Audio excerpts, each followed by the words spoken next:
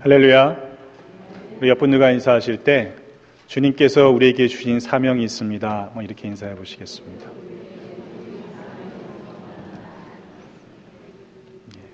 우리에게 주신 지상명령을 잘 감당함으로 주님께서 인정하시는 착하고 충성된 종으로 살아가시는 모두가 되기를 주님의 이름으로 축원합니다.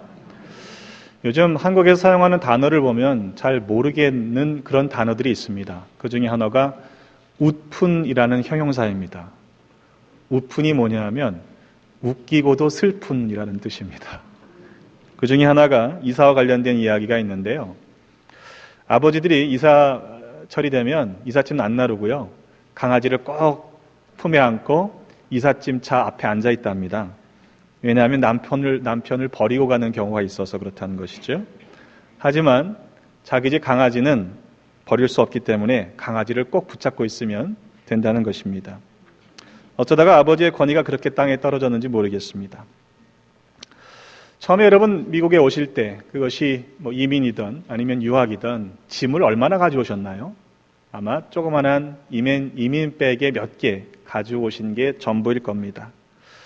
그런데 지금은 어떻습니까? 아마도 그것과는 비교할 수 없는 많은 것들을 가지고 계실 겁니다. 그래서 종종 짐을 정리하는 기회가 생기면 불필요한 것들, 내가 너무 불필요한 것들을 많이 가지고 있다는 것을 깨닫게 되죠. 하지만 어떤 이사를 하게 되거나 짐을 정리해야 될 때 버리지 못하는 게 있습니다. 소중한 것들이죠. 아마도 대부분 그런 것들은 추억이 담겨 있는 물건일 것입니다. 또는 어디 가서 살 수 없는, 구할 수 없는 것이기 때문에 짐이 되지만 그것을 꼭 유지하는 것이지요.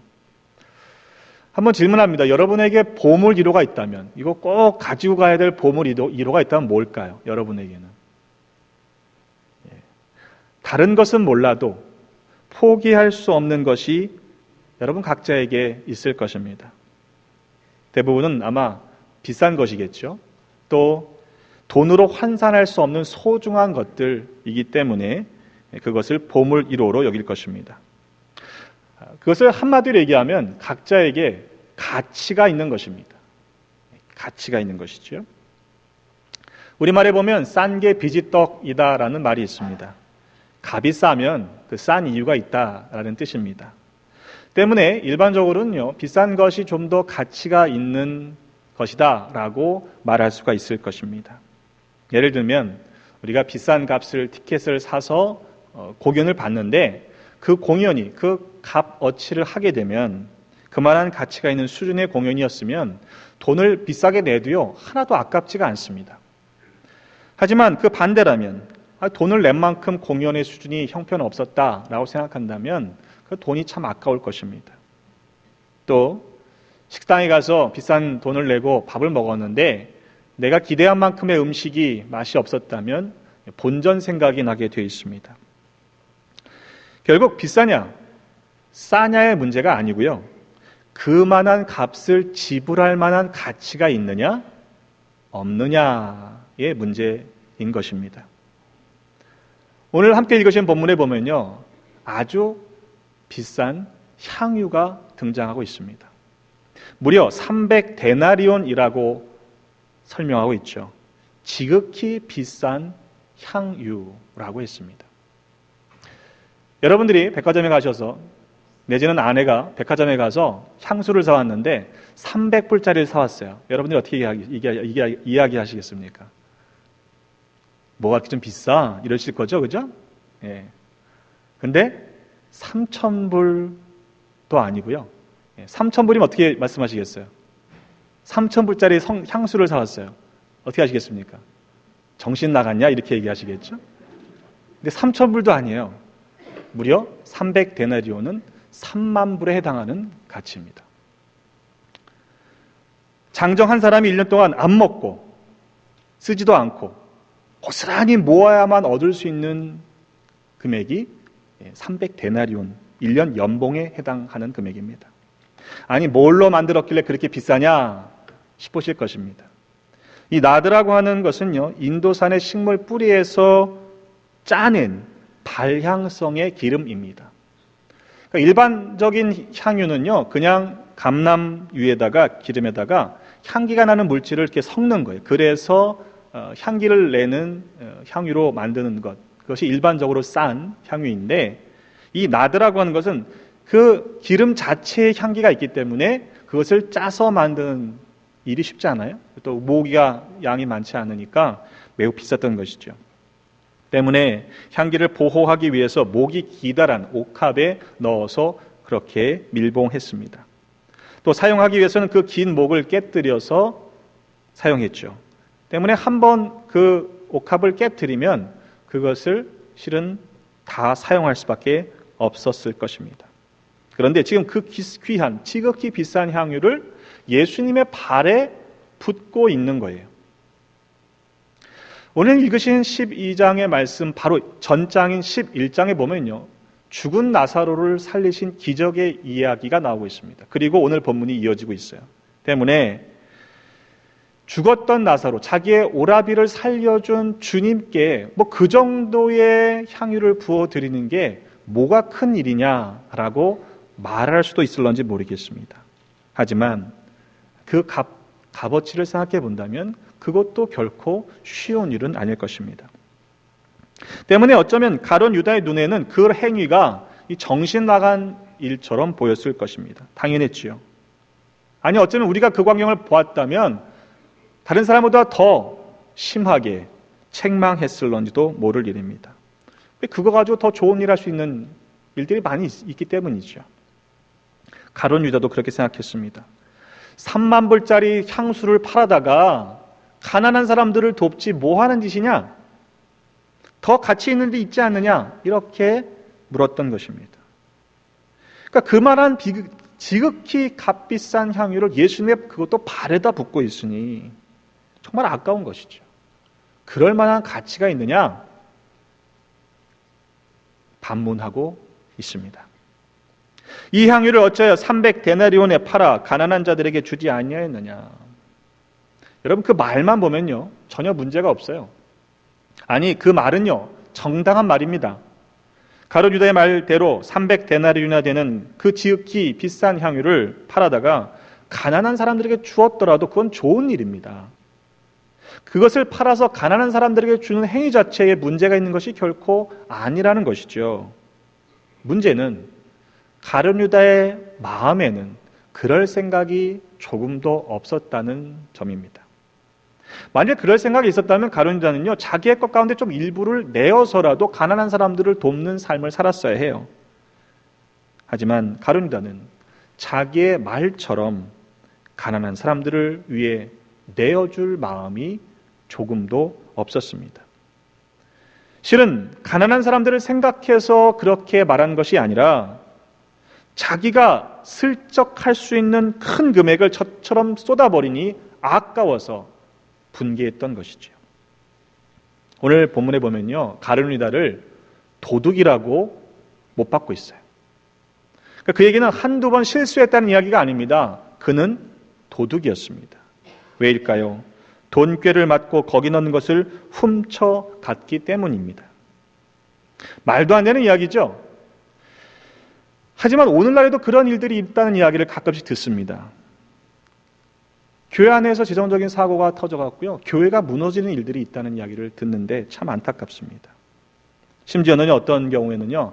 아버지 돈이 다 내 돈이지 그러면서 횡령을 하는 경우도 있대요. 여러분 참 두려움을 모르는 사람들의 행동입니다.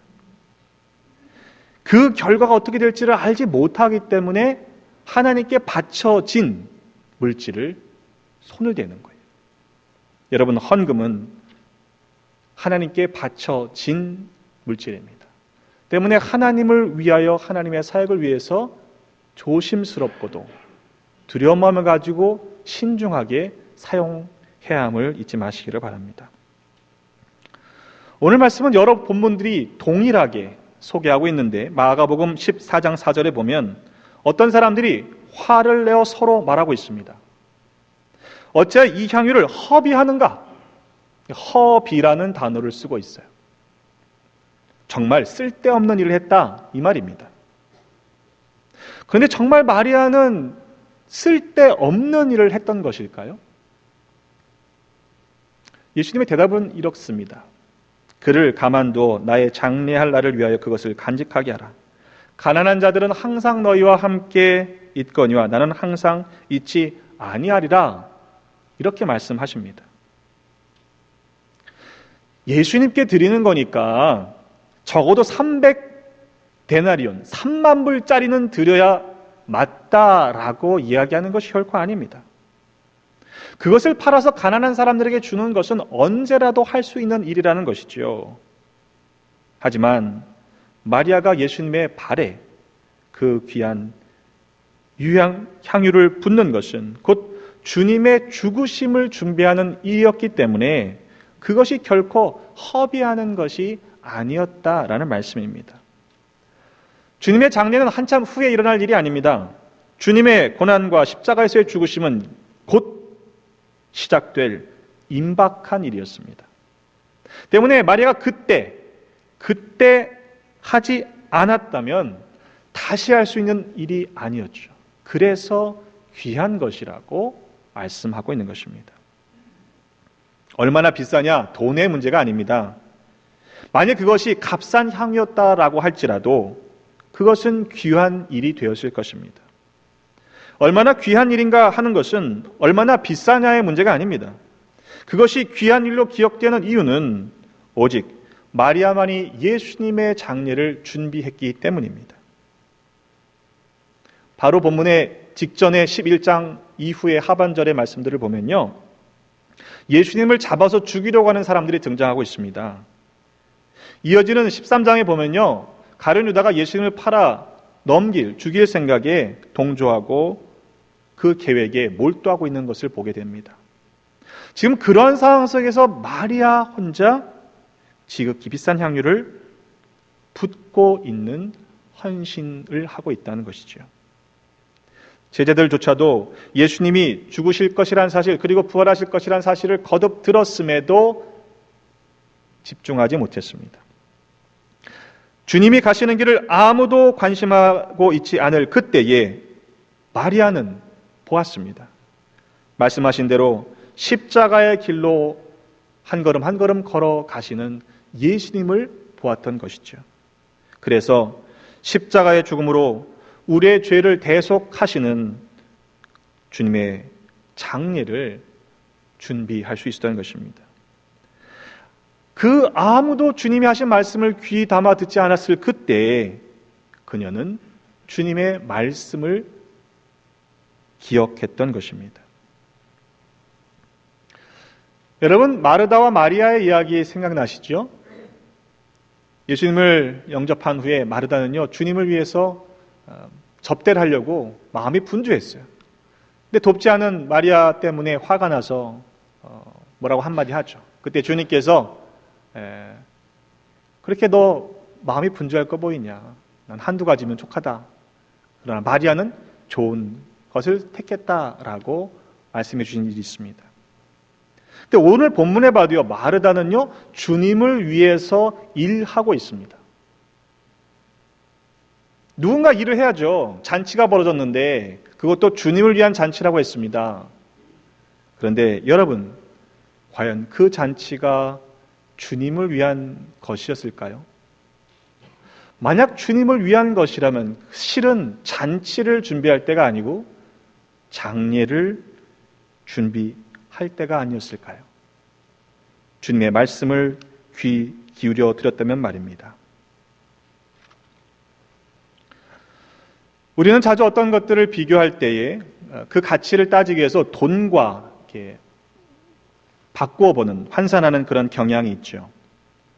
아마도 미국에 처음 오셨을 때는요, 이 달러를 가지고 얼마나 가치가 있는지를 파악하기 어렵기 때문에 처음에는 다 이게 원화로 바꾸는 경향이 있잖아요. 그렇죠?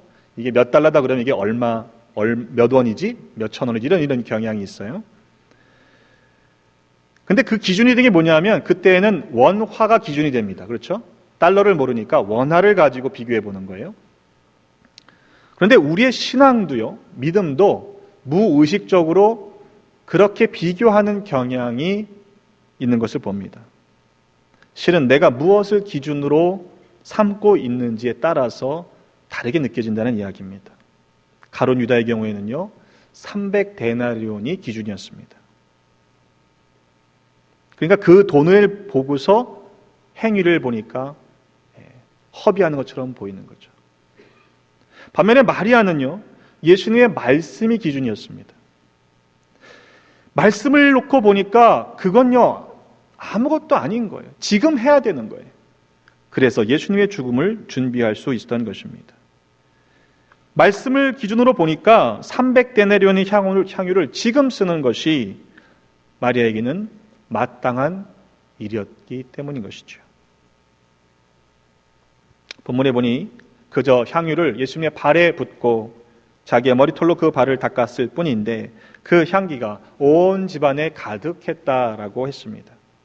확실히 비싼 값 해서 그런 건가요? 비싼 거니까 그 정도 효과가 있는 건가요? 그래서 예수님께서 한번 써보니까 야, 그거 너무 좋더라. 이거 좀 오랫동안 간직해라. 이렇게 말씀하시는 것일까요? 아닙니다. 실은 옥합을 깨뜨렸기 때문에 그거 오래 보관할 수 있는 것도 아니었죠. 향유를 팔아서 가난한 사람들에게 좀 좋겠다라고 얘기했던 가룟 유다가요, 실은 예수님을 팔았습니다. 얼마에 팔았는지 기억하시죠? 30세겔입니다. 이걸 따져보면요, 약 12,000불 정도 되는데 12,000불이 무슨 값이냐면 종의 몸값이에요. 예수님을 종의 몸값을 받고 팔아 넘긴 겁니다. 그 정도 가치밖에 안 됐다고 생각했던 것이죠. 과연 우리는 어떻습니까? 물론 나름대로 우리는요, 판단합니다. 이것이 더 가치 있는 일이다라고 생각해서 그걸 선택합니다. 그런데 정말로 그것이 그만큼의 가치가 있는 것일까? 잘 주의 깊게 살펴봐야 합니다. 만일 그때 마리아가 그때 옥합을 깨트려 예수님의 발에 부어드리지 않았다면 그 기회는 다시금 돌아오지 않았을 것이기에 그것이 귀한 일로 기억되는 것입니다. 여러분, 바로 지금 결단해야 할 일들이 있습니다. 뒤로 미루면 안 되는 주님을 위한 일들이 있습니다. 그것을 알고 힘을 다해 부어드렸던 마리아는 복음이 전파되는 곳에 그의 행한 일도 말하여 그를 기억하게 되는 놀라운 복을 얻게 되었습니다. 말이 참 중요하죠. 그런데 그 말보다 더 중요한 건 그 안에 담겨 있는 마음입니다. 때문에 하나님께서는 우리의 중심을 보신다라고 말씀하시죠. 근데 말을 잘하는 사람들 중에요, 사기꾼도 있잖아요. 그죠? 얼마나 말을 잘해요. 그러니까 말만 그럴듯하게 잘한다고 그것이 진짜라는 것은 아닙니다. 그러나 중심이 진실한 사람은 그 말에도 때론 어눌할지 모르지만 진실할 수밖에 없는 것이죠. 때문에 어떤 사람의 말을 들어보면요, 그 사람의 인격이, 그 사람의 믿음이 어느 정도인지 우리가 미루어 짐작할 수 있는 것입니다. 때문에 하나님께서 우리의 말만이 아니라 그 중심을 살펴보신다는 사실을 잊지 말고 우리의 말과 행함에 있어서도 더욱 경건해 가는 우리 모두가 되시기를 주님의 이름으로 축원합니다. 한번 우리의 모습들을 돌아볼 필요가 있을 것 같아요. 이 사순절 기간 우리는 정말 말과 행함이 일치하는 믿음을 갖고 살아가고 있는가? 아니면 그저 말만 잘하는 신앙인으로 살고 있는 것은 아닌가? 아니면 우리의 속마음, 믿지 아니하는 불신앙의 마음을 숨기려고 그럴듯한 말로만 포장하고 살고 있지는 않은가? 어떤 일들은요, 나중에 해도 되는 일들이 있습니다. 그러나 지금 하지 않으면 안 되는 일들을 놓쳐서는 안 되는 것이죠. 또 향유를 붓기 위해서는 옥합을 깨뜨려야 했습니다. 깨뜨리는 것이 진정한 헌신입니다. 아무리 값 비싼 향유라고 해도 그 향기를 맡을 수 없는 옥합에 밀봉되어 있다면 그것은 무가치한 것입니다. 사용되지 않기 때문이죠. 혹 우리의 모습이 그와 같지는 않은지 스스로를 돌아보는 기간이 되었으면 좋겠습니다. 아무리 값비싼 것이 금고에 쌓여 있다고 해도요, 그게 쓰여지지 않으면 그것은 가치가 없는 것입니다. 옥합을 깨트려 주님을 위해 쓰임받는 그런 은혜를 누리시기를 주님의 이름으로 부탁을 드립니다. 그것이 주님께도 좋은 일이 될 것입니다.